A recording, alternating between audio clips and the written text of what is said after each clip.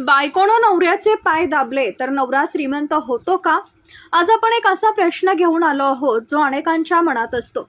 बायकोनं नवऱ्याचे पाय दाबले तर तो श्रीमंत होतो का? हे ऐकायला थोडंसं वेगळं वाटेल, पण यामागे एक सुंदर आध्यात्मिक आणि मानसिक सत्य दडलेलं आहे. प्राचीन भारतीय संस्कृतीत बायको आणि नवऱ्याच्या नात्याला पूजनीय मानलं गेलंय.